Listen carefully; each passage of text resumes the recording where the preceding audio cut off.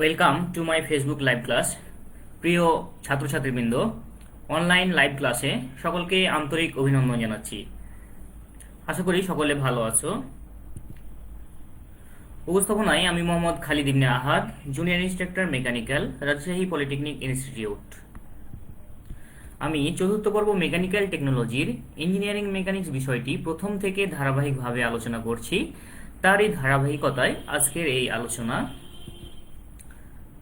আমার আজকের আলোচ্য বিষয় প্রক্ষেপকের নীতি ও বৈশিষ্ট্য এবং এই সম্পর্কিত কিছু অঙ্কের গাণিতিক সমাধান করব ইনশাল্লাহ।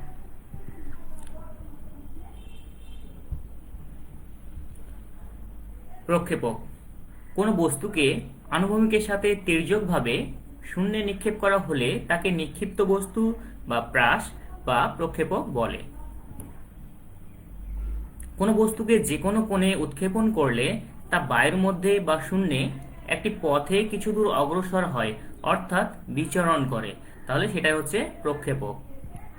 যেমন যুদ্ধ বিমানে ভূমি হতে গুলিবর্ষণ, দূরপাল্লার ক্ষেপণাস্ত্র নিক্ষেপ ইত্যাদি ক্ষেত্রে প্রক্ষেপক এর নীতি ব্যবহার হয়ে থাকে।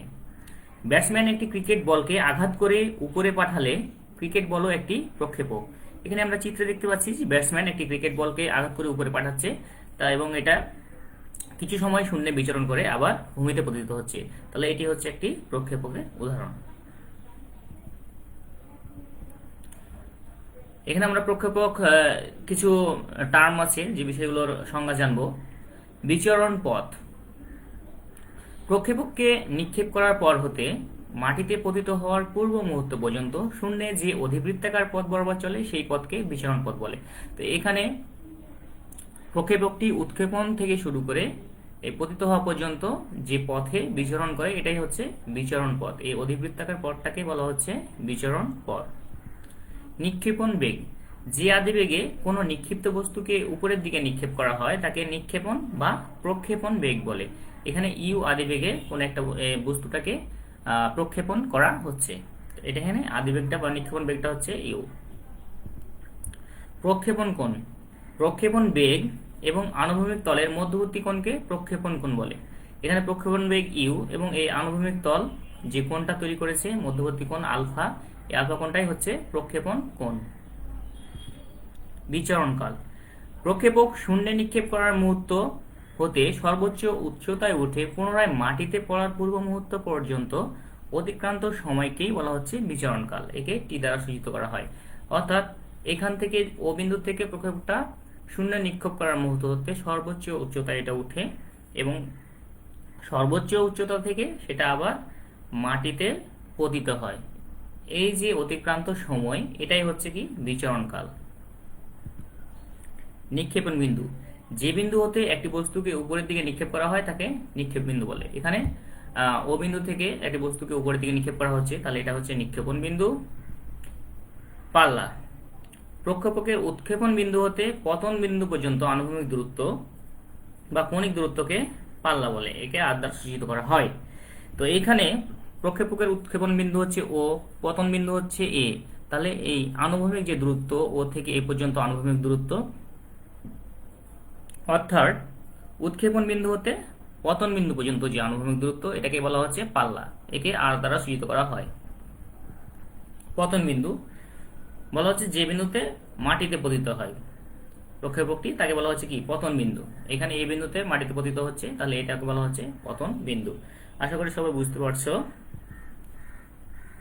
প্রক্ষেপকের বিচরণ পথের সমীকরণ রয়েছে।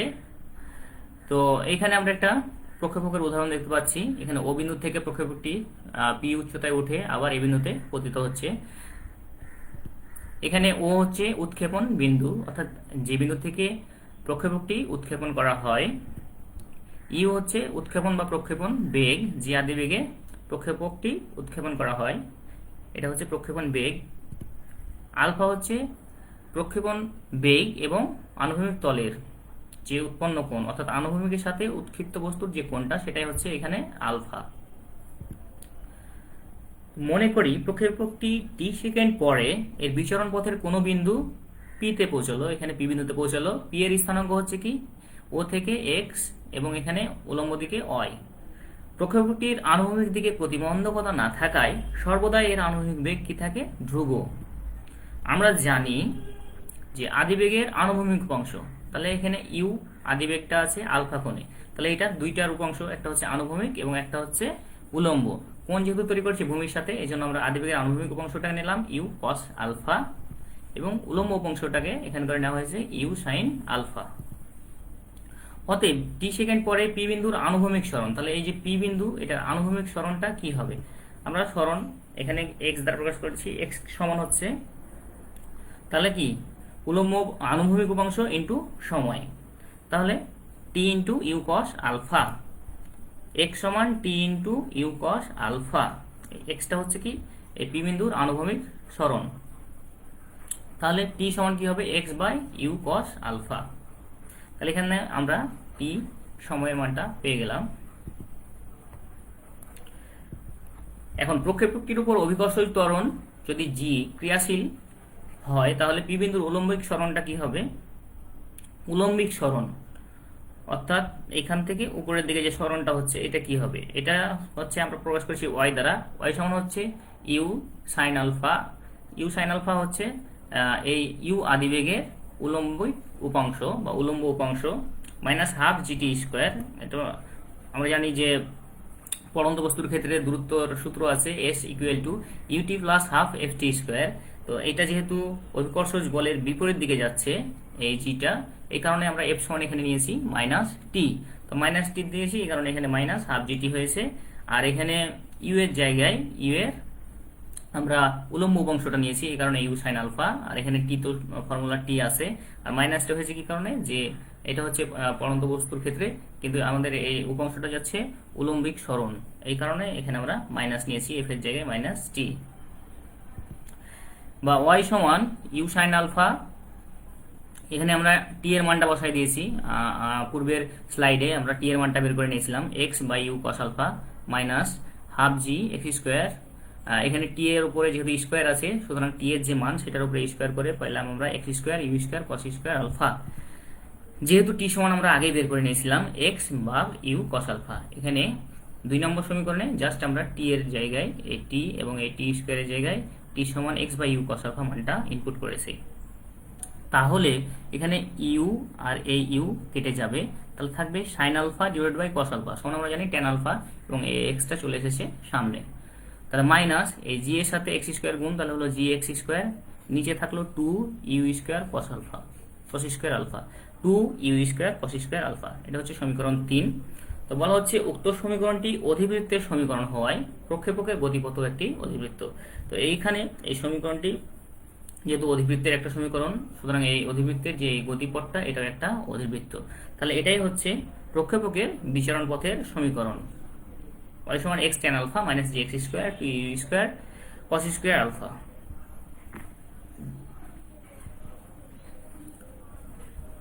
প্রক্ষেপকের বিচরণকাল আমরা জানি যে প্রক্ষেপক শূন্যে নিক্ষেপ করার মুহূর্ত হতে সর্বোচ্চ উচ্চতায় উঠে পুনরায় মাটিতে পড়ার পূর্ব মুহূর্ত পর্যন্ত অতিক্রান্ত সময়কে বিচরণকাল বলে। একে টি দ্বারা সূচনা করা হয়, একে টি দ্বারা প্রকাশ করা হয়। তো এটা এখানে ও বিন্দু থেকে উৎক্ষেপিত হয় এবং সর্বোচ্চ উচ্চতায় উঠে আবার পুনরায় এই বিন্দুতে পতিত হয়। তো এই মধ্যবর্তী যে অতিক্রান্ত সময়টা এটাকেই বলা হচ্ছে বিচরণকাল। তো ও বিন্দু হতে প্রক্ষেপকটি টি সেকেন্ড পরে যখন এ বিন্দুতে পৌঁছায়, ও বিন্দু হতে উৎক্ষেপিত হয়ে টি সেকেন্ড পরে যখন এটা এ বিন্দুতে পৌঁছায়, তখন এর কি এ বিন্দুতে পৌঁছলে উলম্ব দূরত্বটা কি হয়ে যাবে? 0 হয়ে যাবে। তাহলে উলম্ব দূরত্বটা আমরা এর আগে নির্ণয় করেছিলাম u sine alpha t minus half g t square সমান হয়ে যাবে 0। Y equal to u sine alpha t minus half g t square সমান হচ্ছে 0। এটা হচ্ছে উলম্ব দূরত্ব। তাহলে এখানে আমরা ইউ সাইন আলফা টিকে 2 দ্বারা গুণ করলাম এবং মাইনাস হাফ জি টি স্কোয়ারকে 2 দ্বারা গুণ করলাম, এটাকেও 2 দ্বারা গুণ করলাম, এটাকেও 2 দ্বারা গুণ করলাম। তাহলে এখানে থাকলে 2 u sine alpha t minus এখানে 2 আর 2, উপরের 2 আর নিচের 2 কেটে যায়, যেহেতু 2 দ্বারা গুণ করেছি, তাহলে থাকে জিটি স্কোয়ার ইকুয়াল টু 0। তো এখান থেকে টিটা কমন নেওয়া হয়েছে, তাহলে 2 u sine alpha minus g t থাকে, একটা সমান হচ্ছে একবার 0 এবং টি সমান হচ্ছে যেহেতু 0 নয়, তো আমরা সমান নয় লিখে দিয়েছি। বা জিটি সমান হচ্ছে, এটাকে পার করে দিলাম সমানের ওই পাশে, তাহলে হলো 2u সাইন আলফা, বা টি সমান আমরা পেয়ে গেলাম 2u sine alpha divided by g. তো সুতরাং টি এর প্রথম মানটি উৎক্ষেপণ মুহূর্ত নির্দেশ করে, অর্থাৎ যে মুহূর্তে এই ও বিন্দু থেকে উৎক্ষেপণ করা হয় এই উৎক্ষেপণ মুহূর্তটা নির্দেশ করে টি এর এই যে প্রথম মান টি সমান যেটা 0 হচ্ছিল। এবং টি এর দ্বিতীয় মানটি প্রক্ষেপকের শূন্যে বিচরণকাল নির্দেশ করে, এবং টি এর যে আমরা পেলাম 2u সাইন আলফা ভাগ জি, এটার বিচরণকালটা নির্দেশ করে। প্রক্ষেপকের আনুভূমিক পাল্লা। প্রক্ষেপকের উৎক্ষেপণ বিন্দু হতে পতন বিন্দু পর্যন্ত আনুভূমিক যে দূরত্ব সেটাকে বলা হচ্ছে কণিক দূরত্ব বা পাল্লা। একে আর দ্বারা সূচিত করা হয়, যেহেতু এটা পাল্লার ইংলিশ হচ্ছে রেঞ্জ, এই কারণে একে আর দ্বারা প্রকাশ করা হয়। প্রক্ষেপকের আনুভূমিক বেগটা হচ্ছে ইউ কস আলফা, আমরা জানি। আর বিচরণকালের ফর্মুলা আমরা পাইলাম t equal to 2u sine alpha divide by g. এখন আনুভূমিক পাল্লা আর সমান তাহলে কি হবে, আনুভূমিক গতিবেগ ইন্টু বিচরণকাল। তাহলে আর ইকুয়াল টু আনুভূমিক বেগ কত ইউ কস আলফা, এবং বিচরণকাল কত 2u sine alpha divide by g. তাহলে এটার সাথে এটা গুণ, তাহলে 2u স্কোয়ার, এখানে সাইন আলফা ছিল কস আলফা গুণ হয়ে গেল ডিভাইড বাই জি। তাহলে এখানে থাকে সাইন আলফা কস আলফা, যেহেতু আমরা জানি যে 2 সাইনে কসে সমান হচ্ছে সাইন 2a, তাহলে এই 2টা মনে করি যে এটা যেহেতু গুণ আছে একসাথে, তাহলে 2 সাইনে কসে এই সূত্র হচ্ছে কি সাইন 2a। তাহলে এখানে যেহেতু আলফা আছে কারণ আমরা আলফা নিয়েছি, সাইন 2 আলফা, আর এই স্কোয়ারটা থেকে গেল, জিটা বসবে নিচে, যেহেতু আমরা জানি যে sine 2 alpha equal to 2 sine alpha cos alpha. যখন সাইন 2 আলফা ইকুয়াল টু 1, তাহলে 1 এর মান কি কত, সাইন 90 ডিগ্রি, সাইন 90 ডিগ্রি মান হচ্ছে 1। তাহলে উভয় পক্ষ থেকে যদি সাইন কেটে যায় তাহলে থাকে 2 আলফা সমান 90 ডিগ্রি, অতএব আলফা সমান হচ্ছে কত 45 ডিগ্রি। এখন সর্বোচ্চ আনুভূমিক পাল্লা, রেঞ্জ ম্যাক্সিমাম, ম্যাক্সিমাম রেঞ্জ বা আর ম্যাক্স সমান হচ্ছে ফর্মুলা কি u square sine 2 alpha divided by g. তাহলে আলফার মান আমরা পেলাম 45, এর সাথে 2 গুণ আছে তাহলে হবে 90, সমান হচ্ছে u square sine 90 degree by g. তাহলে সাইন 90 ডিগ্রি সমান হচ্ছে 1, তাহলে সর্বোচ্চ আনুভূমিক পাল্লা আমরা পেলাম ইউ স্কয়ার ভাগ জি। প্রক্ষেপকের সর্বোচ্চ উচ্চতা। প্রক্ষেপণ বিন্দুগামী আনুভূমিক তল হতে এর বিচরণ পথের সর্বাধিক যে উচ্চতা, সেই বিন্দুর দূরত্বকে প্রক্ষেপকের সর্বোচ্চ উচ্চতা বলে। এখন প্রক্ষেপকের উলম্ব অংশটা হচ্ছে আমরা জানি ইউ সাইন আলফা, এবং বেগের শেষে যখন বেগটা শেষ হয়ে যায় তখন উলম্ব অংশ হয়ে যাচ্ছে কি 0। তাহলে গড় বেগ সমান কি হবে, তাহলে দুইটার যোগফল ডিভাইড বাই 2 সমান হচ্ছে u sine alpha divide by 2। বস্তু সর্বোচ্চ অবস্থানে পৌঁছাতে সময়, সর্বোচ্চ অবস্থানে পৌঁছাতে সময় সমান হচ্ছে u sine alpha divide by g. যেহেতু উলম্ব এবং হচ্ছে শেষ বেগের যোগফল হচ্ছে কি যে বিচরণকালের 0, যেহেতু বেগের শেষে উলম্ব অংশ 0 হয়ে যাচ্ছে, আর এটা হচ্ছে কি 2u সাইন আলফা, এটা হচ্ছে বিচরণকালের সমীকরণ, আর সূত্রে জি, আর এই 0-র নিচে আরেকটা কি জি ছিল, তাহলে জি জি 2g, তো 0 plus 2u sine alpha divide by 2g। তাহলে এখানে 2 আর 2 কেটে যায়, থাকে you sine alpha divide by g. তাহলে সর্বোচ্চ সময় এখানে করে আমরা বেগের প্রথমে এবং শেষে যে বিচরণকালের দুইটার যে সমষ্টি সেটা এখানে নির্ণয় করে নিয়েছি, তাহলে হচ্ছে u sine alpha divide by g. প্রক্ষেপকের সর্বোচ্চ উচ্চতা সমান হচ্ছে গড় উলম্ব বেগ, গড় উলম্ব বেগ, এখানে আমরা গড় বেগটা বের করে নিয়েছি ইন্টু এই যে সময়। তাহলে হচ্ছে গড় উলম্ব বেগ কত u sine alpha divide by 2 into পৌঁছাতে সময় হচ্ছে কি u sine alpha divide by g. তাহলে এটা গুণ ইউ আর ইউ গুণ করলে হয় ইউ স্কয়ার, সাইন সাইন গুণ করলে হয় sine square alpha divide by 2g। তাহলে আমরা সর্বোচ্চ উচ্চতা পেলাম h সমান formula u square sine square alpha divide by 2g। এখন এই অধ্যায়ের কিছু গাণিতিক প্রবলেম রয়েছে, এগুলো সলভ করতে হলে আমাদের কিছু ফর্মুলা মনে রাখা প্রয়োজন, যা ইতিপূর্বে আমরা দেখে নিয়েছি। তারপর আমরা আর দেখে নিই যে এখানে উৎক্ষেপণ বিন্দু, এটা হচ্ছে পতন বিন্দু। সুতরাং উৎক্ষেপণ বিন্দু থেকে যে পতন বিন্দু পর্যন্ত দূরত্ব, এটাকে বলা হচ্ছে আনুভূমিক পাল্লা বা রেঞ্জ, যা দ্বারা প্রকাশ করা হয়।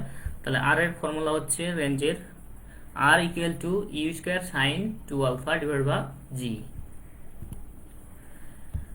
আচ্ছা, এই আনুভূমিক তল হতে সর্বোচ্চ উচ্চতা পর্যন্ত যে বিন্দু, এই ডিস্টেন্সটা হচ্ছে সর্বোচ্চ উচ্চতা বা এইচ ম্যাক্স, ম্যাক্সিমাম হাইট সমান হচ্ছে u square sine square alpha divide by 2g। বিচরণকাল বলা হচ্ছে যে এই উৎক্ষেপণ বিন্দু থেকে এটা সর্বোচ্চ উচ্চতায় উঠে আবার কি এই শূন্যে পতিত হওয়া থেকে সর্বোচ্চ উচ্চতায় উঠে আবার পতন বিন্দু পর্যন্ত যে ডিস্টেন্স, এই অতিক্রান্ত সময়টাকে বলা হচ্ছে বিচরণকাল। বিচরণকাল টি সমান হচ্ছে 2u sine alpha divide by g. সুতরাং আমাদের অঙ্ক করতে গেলে এই ফর্মুলাগুলো লাগবে, সুতরাং এগুলো অবশ্যই মাথায় রাখতে হবে। এখন আমরা অঙ্কে চলে আসি। বলা হচ্ছে যে আনুভূমিকের সাথে 45 ডিগ্রি কোণে কোনো বন্দুক হতে 300 মিটার পার সেকেন্ড বেগে একটি বুলেট প্রক্ষিপ্ত হলো। বুলেটটি ভূমি হতে কত উচ্চতায় পৌঁছবে এবং আনুভূমিক পাল্লা কত হবে? তাহলে দেওয়া আছে কি কি, গিভেন ডাটাটা আমরা আগে লিখে নিই। বুলেটটির আদিবেগ ইউ সমান হচ্ছে 300 মিটার পার সেকেন্ড। নিক্ষেপণ কোণ আলফা সমান হচ্ছে 45 ডিগ্রি, অ্যাঙ্গেলটা দেওয়া আছে। উচ্চতা এইচ সমান কত এবং আনুভূমিক পাল্লা বলা হচ্ছে আর সমান হট। আমরা জানি যে উচ্চতার যে ফর্মুলা আমরা দেখে নিয়েছি এর আগে, এইচ সমান হচ্ছে u square sine square alpha divide by 2g। এখানে জাস্ট ফর্মুলাটা মনে রাখতে হবে, তাহলে অঙ্ক হয়ে যাবে। কারণ আমরা জাস্ট মানগুলো ইনপুট করে দেবো। তাহলে ইউ হচ্ছে কি আদিবেগ 300 স্কোয়ার ইন্টু সাইন স্কোয়ার থাকলো, আলফা এর মান হচ্ছে কত 45 ডিগ্রি বসাই দিলাম। এখানে জিটা হচ্ছে অভিকর্ষ ত্বরণ 9.81 মিটার পার সেকেন্ড স্কোয়ার। এক্ষেত্রে এককগুলো অবশ্যই খেয়াল রাখতে হবে যাতে এককগুলো একই রকম হয়। মিটার থাকলে সবগুলোই মিটারে নিতে হবে, সেন্টিমিটার থাকলে সবগুলোই সেন্টিমিটারে নিতে হবে, অর্থাৎ একক আলাদা করা যাবে না একটার সাথে একটা, সবগুলো এককে একই সিস্টেমে রাখতে হবে। তাহলে আমরা উত্তর পেলাম 2293.58 মিটার। আবার আনুভূমিক পাল্লার যে formula R equal to u square sine 2 alpha divide by g. তাহলে ইউ এর আদিবেগের মান হচ্ছে 300 মিটার পার সেকেন্ড, ইউ এর উপর স্কোয়ার আছে এখানে স্কোয়ার ইন্টু সাইন 2 আলফা। তা আলফার মান এখানে দেওয়া আছে নিক্ষেপণ কোণ 45 ডিগ্রি, জি হচ্ছে অভিকর্ষ ত্বরণ 9.81। তাহলে আর সমান আমরা পেলাম 9174.31 মিটার। তাহলে অঙ্ক করতে গেলে তাহলে কি বিষয়টা, মেন বিষয়টি হচ্ছে যে এখানে যে বলেছে যে উচ্চতা এবং আনুভূমিক পাল্লা। তাহলে উচ্চতা এবং আনুভূমিক পাল্লা যে ফর্মুলা আছে এই দুটো আমাদের মাথায় থাকলে আমরা এই অঙ্কটা ইনশাল্লাহ করতে পারবো। একজন বৈমানিক একটি বোমারু বিমান হতে 1960 মিটার উচ্চতায় 450 কিলোমিটার পার ঘন্টা বেগে বিমান চালিয়ে ভূমিতে অবস্থিত একটি বস্তুতে আঘাত করতে হলে কত আনুভূমিক দূরত্ব থেকে বোমা ফেলতে হবে?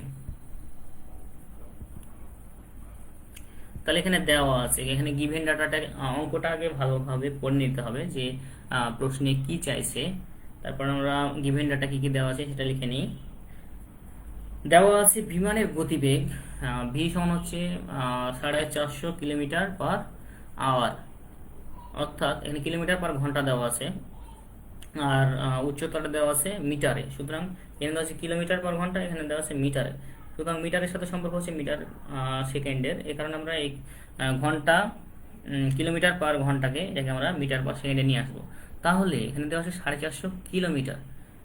আমরা যেহেতু কিলোমিটারের সাথে মিটার এখানে গুণ করতে পারবো না, এই কারণে অঙ্ক করতে পারবো না, যে কোনো এক এককে নিতে হবে। মিটার থাকলে মিটারে, কিলোমিটার থাকলে সবগুলোই কিলোমিটারে। তো সবগুলোকে এক এককে আমাকে ক্যালকুলেশন করতে হবে। তো সুতরাং আমি প্রথমেই কিলোমিটার পার আওয়ারকে মিটার পার সেকেন্ড করে নেব। তাহলে এখানে 450 আছে কিলোমিটার, তাহলে 1 কিলোমিটার সমান হচ্ছে কত 1000 মিটার। তাহলে 450 ইন্টু 1000, আর 1 ঘন্টা সমান কত সেকেন্ড 3600 সেকেন্ড। তাহলে 450 ইন্টু 1000 ডিভাইড বাই 1 আওয়ার সমান হচ্ছে, আমরা জানি যে 1 ঘন্টায় হয় 60 মিনিট এবং 60 মিনিটে হয় 60 সেকেন্ড। সুতরাং 60 ইন্টু 60 ইকুয়াল টু 3600 সেকেন্ড। তো তাহলে এটা 450 ইন্টু 1000 ডিভাইড বাই 3600 করলে হয় 125 মিটার পার সেকেন্ড। যেহেতু আমরা কিলোমিটারকে মিটার করে নিয়েছি, এইচকে করে নিয়েছি আওয়ার বা ঘন্টাকে করে নিয়েছি সেকেন্ড। বিমানের উচ্চতা এখানে দেওয়া আছে 1960 মিটার। দূরত্ব এখানে বলা হচ্ছে যে কত আনুভূমিক দূরত্ব থেকে বোমা ফেলতে হবে, এখানে দূরত্ব এস ইকুয়াল টু হট। তাহলে আমরা জানি যে উচ্চতার সমীকরণ হচ্ছে কি u t plus half g t square. এখন এইচ হাইটটা দেওয়া আছে কত 1960, ইউ আদিবেগ, যেহেতু বিমান যখন উৎক্ষেপণ বিন্দু থেকে উৎক্ষেপিত হয় তখন আদিবেগটা থাকে 0, আর এই যে 0 ইন্টু টি সমান হচ্ছে 0 প্লাস হাফ ইন্টু জি হচ্ছে অভিকর্ষ ত্বরণ সমান হচ্ছে 9.81, এখানে আছে টি স্কোয়ার। তাহলে আমরা টি সমান পাইলাম, যেহেতু এখানে টি স্কোয়ার ছিল বা টি সমান, তাহলে এটা কি হয়ে যাবে এর পাশে রুট ওভার বা বর্গমূল হয়ে যাবে। তাহলে 1960 ইন্টু 8 গুণ 2 ডিভাইড বাই 9.81টা চলে আসবে নিচে। অতএব টি সমান হচ্ছে 20 সেকেন্ড, যেহেতু আমরা এখানে এখন মিনিটের পর সেকেন্ডে করে নিচ্ছি, এই কারণে টি সমান এখানে 20 সেকেন্ড পেলাম। এখন আমরা আনুভূমিক দূরত্ব এর সমান হচ্ছে ফর্মুলা ভিটি, অর্থাৎ বিমানের গতিবেগ ইন্টু সময়, বা এর সমান, তাহলে আমরা টি টি এর মানটা বের করে নিয়েছিলাম 125, 125টা হচ্ছে ভি, ভি হচ্ছে বিমানের গতিবেগ 125 মিটার পার সেকেন্ড বেগে যাচ্ছে, এবং বিচরণকাল হচ্ছে টি বা সময় হচ্ছে টি, তাহলে 125 ইন্টু 20, তাহলে আমরা এখানে এর সমান পেয়ে গেলাম, যেহেতু দূরত্বের একক হচ্ছে মিটার, 2500 মিটার। তো আমি আবার বলতেছি যে অঙ্ক করার পূর্বে অবশ্যই যে ফর্মুলাগুলো আছে সেগুলো মাথায় রাখতে হবে, তাহলে এই অঙ্কগুলো ক্যালকুলেশন এবং ফর্মুলাও খুব ইজি, লাইক আজ ফিজিক্সের মতো। সুতরাং আশা করি তোমরা খুব সহজে অঙ্কগুলো করতে পারবে, অঙ্কগুলো অনেক সিম্পল এবং সহজ আছে। সুতরাং ফর্মুলাটা বারবার চর্চার মাধ্যমে মাথায় রাখতে হবে। একটি বস্তু এমনভাবে নিক্ষেপণ করা হলো যে আনুভূমিক পাল্লা সর্বোচ্চ উচ্চতার দ্বিগুণ হয়।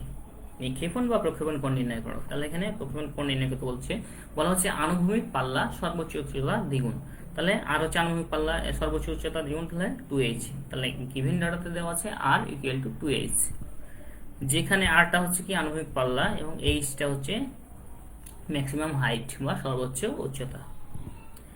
আমরা জানি যে আনুভূমিক পাল্লার যে ফর্মুলা আর সমান হচ্ছে u square sine 2 alpha divide by g, এবং ম্যাক্সিমাম হাইটের formula u square sine square alpha ভাগ 2g।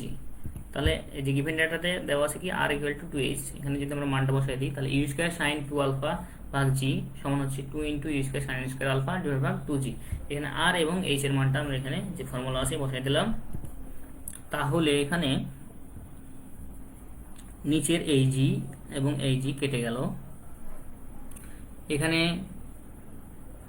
আছে ইউ স্কোয়ার, এই পাশেও আছে ইউ স্কোয়ার, তাহলে ইউ স্কোয়ার আর ইউ স্কোয়ার যদি কেটে যায় এখানে থাকে সাইন 2 আলফা আর এখানে বাকি থাকে সাইন স্কোয়ার আলফা।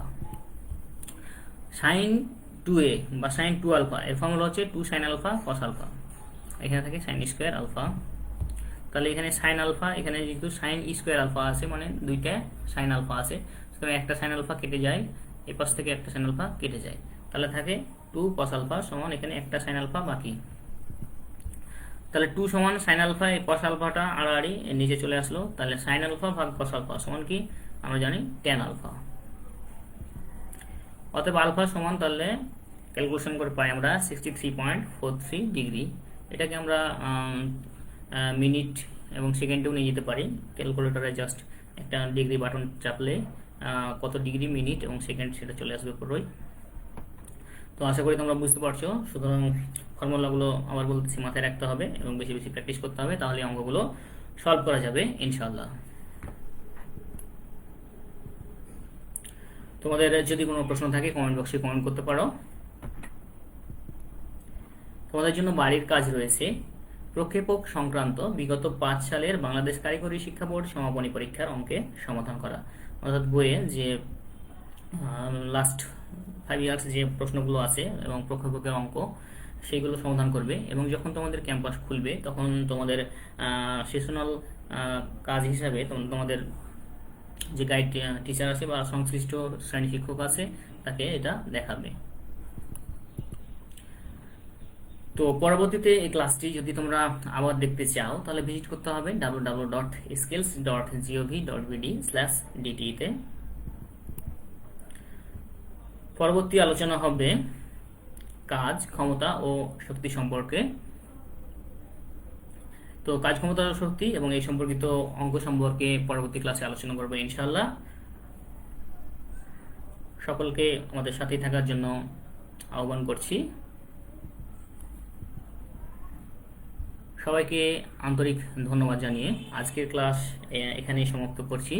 পরিশেষে এই মহামারী থেকে বাঁচতে আমরা স্বাস্থ্যবিধি মেনে চলি, নিজকে এবং পরিবারকে সুরক্ষিত রাখি। সকলকে ধন্যবাদ জানিয়ে আজকের ক্লাস এখানেই শেষ করছি। আল্লাহ হাফেজ।